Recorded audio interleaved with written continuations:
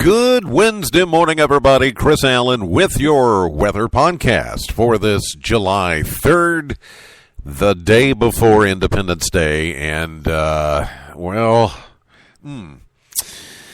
weather forecast doesn't look all that great for this part of the country for your 4th of July. Looks like a bit rainier than we first anticipated. The last couple of days, the models have been trending upward, the chances of rain, and not only that, but a good soaking rain. Remember what we had on Monday when we had all that very heavy rain and lightning and thunder and, kind of like that. So if you do have outdoor plans for the 4th, you may want to rethink those. There's a possibility that we could even see some flash flood or flood watches go up over the area beginning later today for tonight, tomorrow, and even into Friday. Looks like much of the upcoming holiday weekend is going to be at least a partial washout. Maybe not a complete washout, but a partial washout. Well, let's review the numbers from yesterday. A high of 83 officially at the Bowling Green Airport. That happened at 3:12 in the afternoon. 89 is our average. So we were 6 degrees below average. 1 year ago, we had those 100-degree temperatures, of course, that continued, and the drought situation. 63 was our low temperature, 67 where we should be, and that year ago high temperature, 101 degrees, with a low of 70 back in 2012.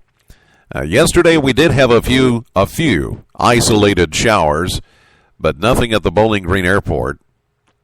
But that's all about the change. I'm telling you. We've got a squeeze play going on here. We've got the big ridge of high pressure out west.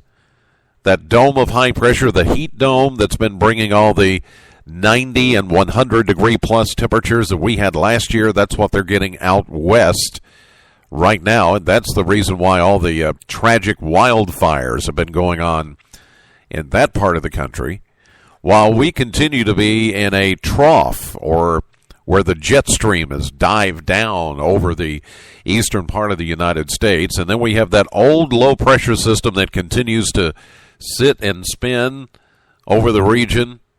So that means unseasonably cooler air, and it also means rainy weather. And that is not forecast to change anytime soon for us. So, because of that, we have a high-pressure system that's out east of us. A Bermuda high is what they call it this time of the year. Very common, high pressure near Bermuda or in that close proximity.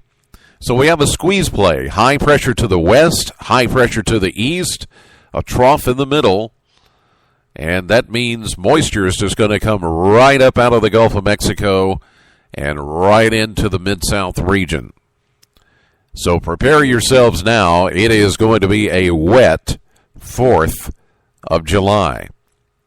Today will be much like yesterday, mix of sun and clouds, partly sunny. 30% chance that we could see a few isolated showers or thunderstorms, and a high of 83.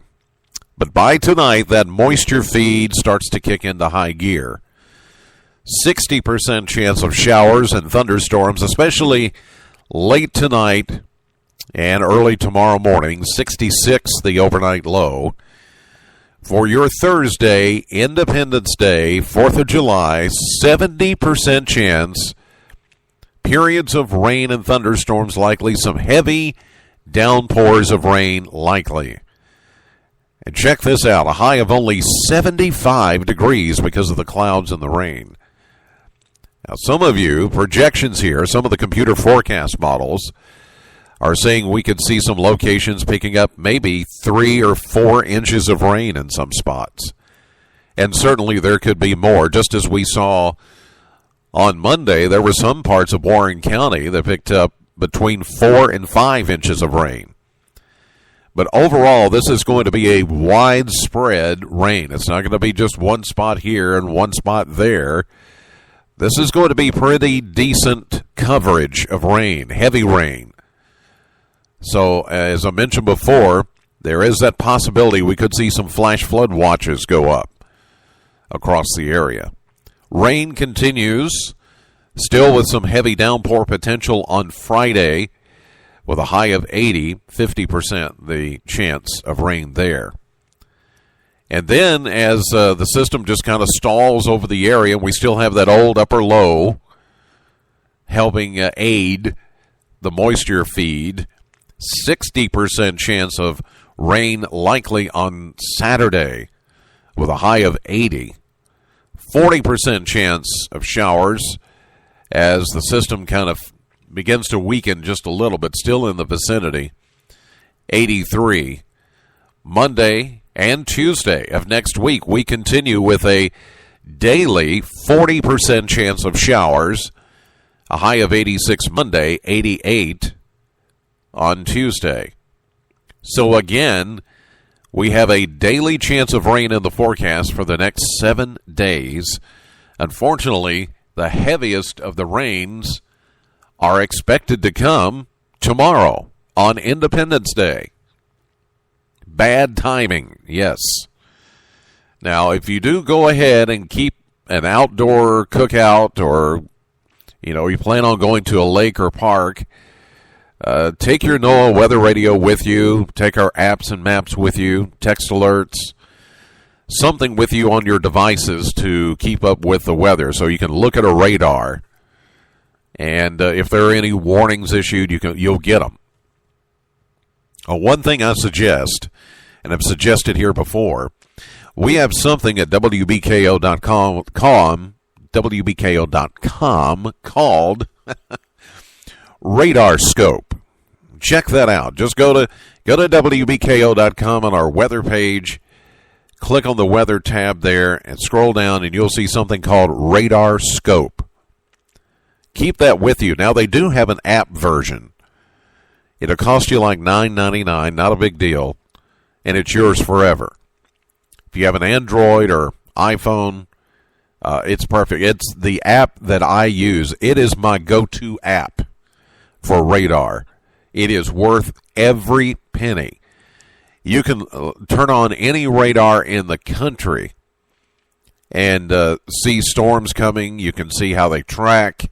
You can see warnings when they pop up. I mean, it's awesome.